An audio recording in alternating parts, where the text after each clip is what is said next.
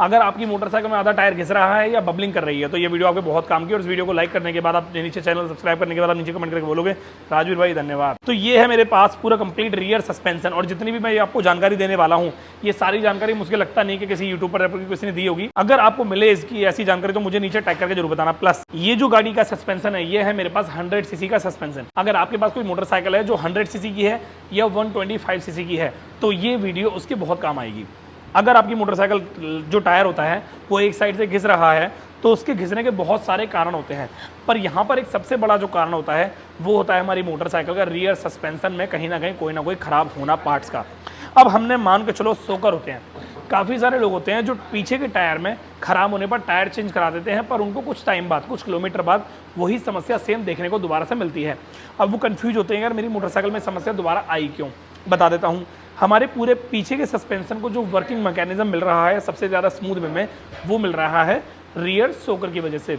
Rear सोकर में 4 Bush होते हैं, एक सोकर के अंदर 2 बुश लगे होते हैं, एक होता है ऊपर और एक होता है नीचे की तरफ। दोनों ही बुश रबड़ के होते हैं और एक सोकर ही होता है साइड का, लेफ्ट साइड का। इसमें भी 2 सोकर बुश होते हैं, एक होता है ऊपर की तरफ और एक होता है नीचे की तरफ। दोनों ही सोकर के अंदर जो बुश लगे होते हैं 4 बुश, इन चारों बुश में से अगर एक सिंगल बुश भी आपकी मोटरसाइकिल का ज़्यादा लंबे टाइम तक गाड़ी खड़ी रहने से या खड़ी रहने से नहीं तो ज़्यादा लंबे टाइम हो गया आपकी मोटरसाइकिल को, तो रबड़ के बुश में क्या होता है वो श्रिंक होकर छोटा हो जाता है और कभी कभी तो कट भी जाता है, जिसकी वजह से वो जो लोहे का बुश अंदर लगा होता है, रबड़ के बुश के अंदर लगा होता है लोहे का बुश, वो टेढ़ा हो जाता है। अब टेढ़ा होने से क्या होता है आपकी मोटरसाइकिल के पीछे की जो चाल होती है वो हल्की सी अलाइनमेंट आउट हो जाती है। जब हम गाड़ी को रोड पर चलाते होते हैं तो हमें इस चीज़ का बिल्कुल भी आइडिया नहीं होता कि हमारी मोटरसाइकिल में हल्की सी अलाइनमेंट आउट हो चुकी है, क्योंकि वो चीज़ इतनी स्लो प्रोसेस में होती है कि आपको पता ही नहीं लग पाता है। फॉर एग्जाम्पल ये जो टायर है, आपने नई गाड़ी खरीदी, आप चला रहे हो रोड पर, अब आपकी गाड़ी के अंदर वो प्रॉब्लम आने लग गई है, तो पहले दिन की जो प्रॉब्लम होगी वो आपको बिल्कुल भी रियलाइज़ नहीं होगी। धीरे धीरे धीरे धीरे धीरे धीरे करके वो पकड़ जमाते चले जाएगी आपकी मोटरसाइकिल में जो प्रॉब्लम होगी। और एक ऐसा टाइम आएगा कि आपकी गाड़ी का आगे ये जो पीछे का टायर होता है ये बिल्कुल बुरी तरह घिस जाएगा। मैं इसका बहुत बड़ा सिंपल सा एग्जांपल देता हूँ। आपके पास अगर कोई मोटरसाइकिल है तो अब यकीनन आप ये देखना उसमें कि अगर आपकी मोटरसाइकिल थोड़ी पुरानी हो गई है तो आपकी मोटरसाइकिल में पीछे का टायर एक साइड से ज़्यादा घिसेगा और एक साइड से कम घिसेगा। अगर ज़्यादा पुरानी हो गई है तो यहाँ पर आपको करना क्या है, अगर आपकी मोटरसाइकिल पुरानी है तो आपको पीछे के सोकरों को दोनों को बुश को चेक करना है। काफ़ी सारे लोग होते हैं जिन ये बोलेंगे कि भाई मेरी गाड़ी के सोकर तो बिल्कुल ठीक है, सोकर में कोई दिक्कत नहीं आ रही है, क्या हम बुश की वजह से सोकर को चेंज कराएं या फिर बुश को चेंज कराएं। तो यहाँ पे मैं आपको क्लियर करना चाहूँगा, आप किसी सोकर रिपेयर करने वाले के पास जाके अपनी गाड़ी में सोकर के बुश को चेंज करा सकते हो। रबड़ के बुश आपको आराम से मिल जाएंगे, पर जो गाड़ी के साथ जेन्युइन बुश आते हैं ना वही आपको डलवाने हैं, और रबड़ के जेन्युइन बुश आपको किसी भी अच्छी दुकान से मिल जाएंगे। क्या करते हैं सोकर को जब रिप्लेस करते हैं तो अच्छे बुश निकाल के रख लेते हैं अपने पास संभाल के। इस सिचुएशन में आपकी गाड़ी के सोकर की प्रॉब्लम सॉल्व हो जाती है।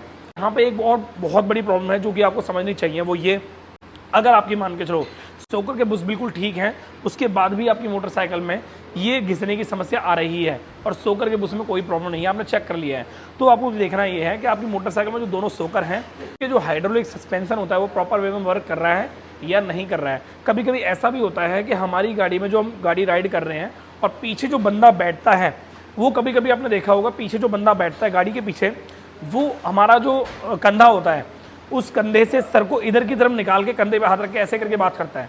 रीज़न क्या होता है, इसकी वजह से हमारी मोटरसाइकिल में जो सस्पेंशन होता है पीछे की तरफ उसमें जो राइट साइड का सोकर होता है उस पर इतना लोड नहीं पड़ता है, पर जो लेफ्ट साइड का सोकर होता है उस पर बहुत ज़्यादा लोड पड़ता है। जैसे मान लो गाड़ी में चला रहा हूँ रोड पर, मैं चला रहा हूँ रोड पर और मेरे ठीक पीछे बंदा है, मेरा दोस्त बैठा हुआ है। अब जब मेरा वो दोस्त बैठा है वो 2 एंगल से बैठेगा, या तो इधर देख के बात करेगा या फिर वो इधर देख के बात करेगा या फिर वो सिंगल सेंटर में बैठेगा।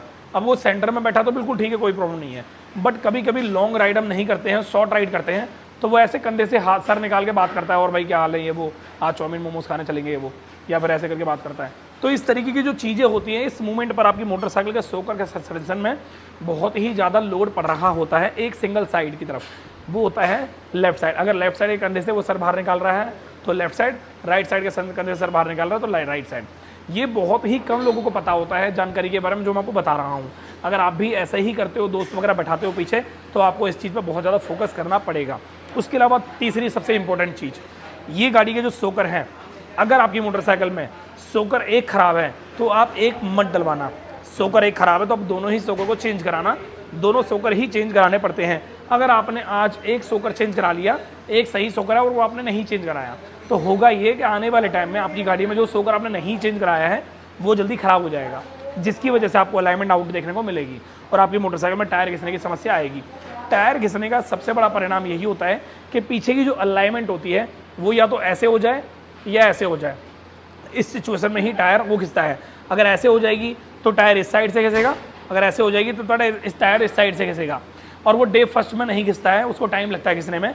तो जब वो टायर घिस चुका होगा तो वहाँ पर वो प्रॉब्लम बहुत बढ़ चुकी होगी।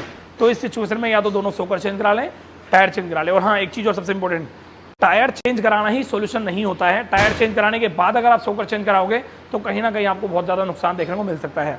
तो इसीलिए सोकर और टायर दोनों को कंबाइन रखना, दोनों को ही साथ में एग्जैक्ट चेंज कराना। ऐसा नहीं हो कि आगे पीछे चेंज करा रहे हो।